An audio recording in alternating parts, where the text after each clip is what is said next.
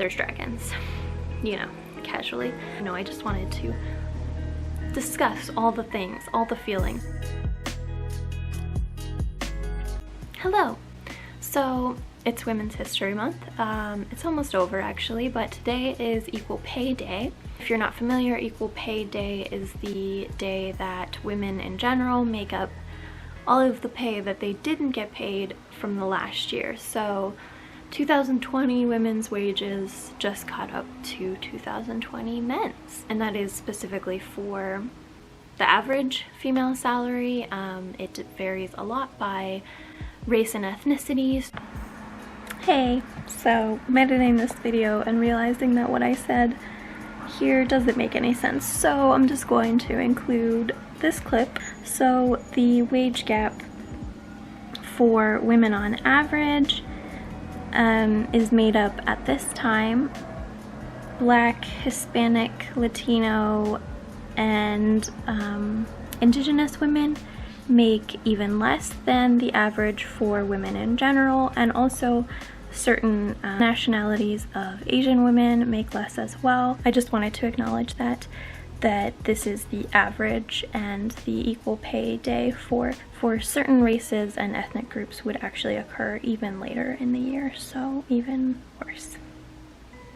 On this Equal Pay Day, I thought that we would discuss some of my favorite science fiction and fantasy authors who are women. My cat's here to join us. She's not gonna like this, but I have 5 authors to recommend, and then 2 that are kind of honorable mentions, I guess. So the first author that I have to recommend is Nalo Hopkinson. I have 2 of her books. The first one that I read is Brown Girl in the Ring, and the second is Sister Mine. I just finished this one recently, and I really enjoyed both of these books. Nalo is a Jamaican-born author, and I think she lived throughout the Caribbean and Canada, I believe, and she currently lives and works in the US. Onyx Pages actually had an interview with her a couple years ago that I will link below. I haven't watched all of it yet, but definitely check that out. So her books really feature a lot of like Caribbean folklore, traditional African religion, as well as issues of race and climate, that sort of thing. Her books are super accessible to read. They read like YA. It's super entertaining and easy to read, but they are still tackling some really important issues and just a style of writing and a style of story that I really don't see from very many people, and I really enjoy her works. I definitely want to read the rest of them. I believe she has 9 novels and some short story collections as well. The next author that I have to recommend is Ursula K Le Guin. She had an extremely prolific writing career over nearly 60 years. Her 2 most well-known series are the Earthsea cycle, which is kind of a young adult fantasy series, and the Hainish cycle, which is a sci-fi adult series. I have read several of the Earthsea books. I'm actually listening to, I think, the 3rd one right now, and I have read a little bit of the Hainish cycle as well, although I want to keep reading it. Le Guin really tackles a lot of complex sociological issues in her books. She has one that's very well known called The Left Hand of Darkness that deals with gender identity and non-binary, concept of a non-binary race or species. And she was discussing these things really a long time before a lot of people really in the common vernacular were discussing them. She's just a really great writer, and she just really provides great social commentary as well throughout her works. The Earthsea cycle I would call kind of a middle ground between Narnia and The Lord of the Rings, if you've read those. They obviously are short little books, so they're not like The Lord of the Rings where it's a really long, slow journey, but they also are not quite as fast-paced and not quite as juicy as the Chronicles of Narnia.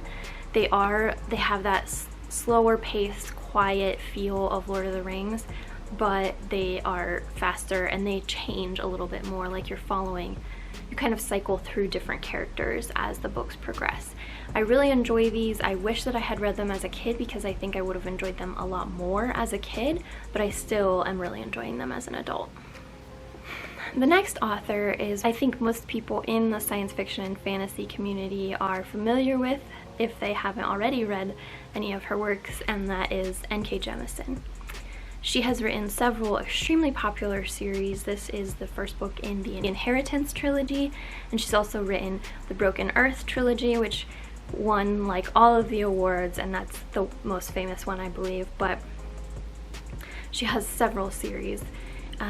I have not read all of her works yet. I want to continue the Inheritance trilogy, and I actually started the first book in the Broken Earth trilogy, which is called The Fifth Season, and I didn't like it at the time, but I definitely want to try to read it again in the future. Sometimes I think you just don't come across things at the right time and you're not in the right place to read them, but I really enjoy this series so far, and the themes throughout her work are so important. Kind of the premise of the Broken Earth trilogy is white people, or the light-skinned people, are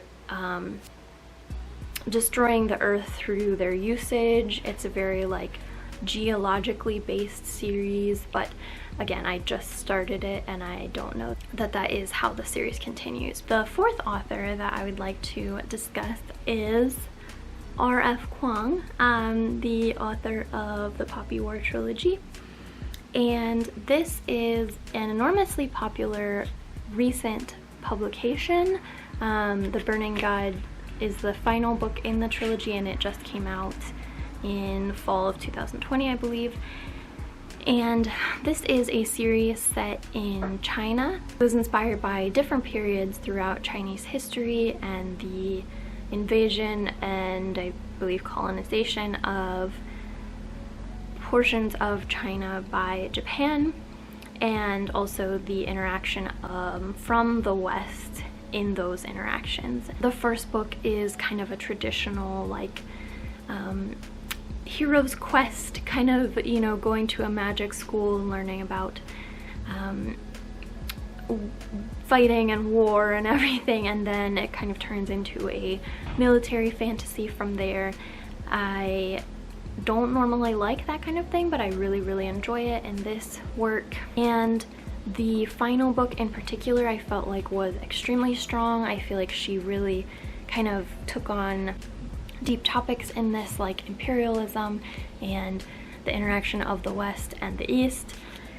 So yeah, she is also working on another book, which I don't think is sci-fi or fantasy. I believe it's kind of similar to The Secret History, so I'm very interested to read that from her as well, but I hope she also continues writing fantasy because this series was really enjoyable to read.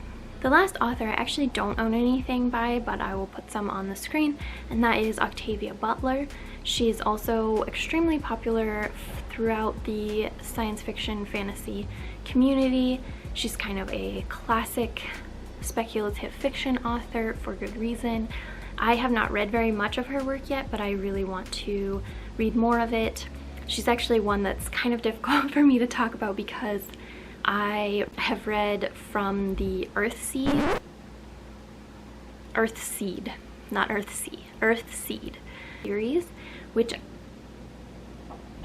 stay with me, but I actually didn't like it. Just because there's a very heavy religious aspect to it, and I really struggle to read about religion. It's really difficult for me to enjoy books with heavy religious topics, but I think that she's a complete genius, and she is like practically clairvoyant. Like, she wrote the line "Make America Great Again" by like a far-right dictator type figure in like the 90s. So I don't know what she knew, but yeah, very insightful. She writes about, you know, social issues, climate, racism, queerness, and I really want to read the book Kindred because I've heard a lot of people who also didn't like Earthseed that much really enjoyed Kindred, so I really want to read that one, but I highly recommend checking out her work because she really is such an important author. My two honorable mentions, the first one is Madeline L Engle. She is kind of an older YA author. She wrote kind of speculative sci-fi-ish YA books when I was a kid. A Wrinkle in Time and the series was one of my favorites, and I just really enjoy them so much. She's kind of an honorable mention because I haven't read most of these as an adult, so I'm not sure, you know, I'm not sure how they hold up on further readings, but I definitely recommend checking them out and seeing if you think that they are good. She kind of had two major series, but they both center, I think one of them is like the Austen family, and then one of them is this family from A Wrinkle in Time. So particularly if you have preteens or kids, I highly recommend checking out her work. Even if not, you know, they make for entertaining reads. The last author and the second honorable mention is Marie Brennan. Her series A Natural History of Dragons. Well, no, the series is called The Memoirs of Lady Trent, and the first book is A Natural History of Dragons, and these are fantasy books that are kind of, they're almost like magical realism because it's basically our world, but everything's renamed and there's dragons, you know, casually. These have extremely mixed reviews because if you go into these expecting like high fantasy, you're probably going to be disappointed.